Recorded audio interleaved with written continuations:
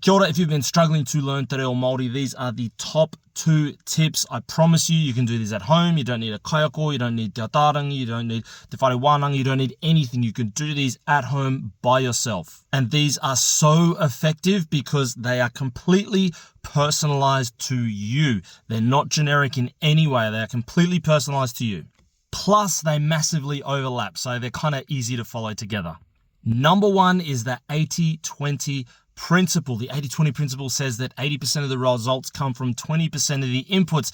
Now, when it comes to language and when we speak, 80% of what we say, the words that we use, come from 20% of the words that are available to us. So what that means is most of the things that you say throughout the day are repetitive. So instead of trying to follow a generic language book or a lesson book, figure out what are the 80% of words that you personally say throughout your day, and learn how to say those in Te Reo Māori. And this leads into the next tip, which is high frequency words and high frequency sentences. For you personally, there'll be one word that you say more times per day than any other word.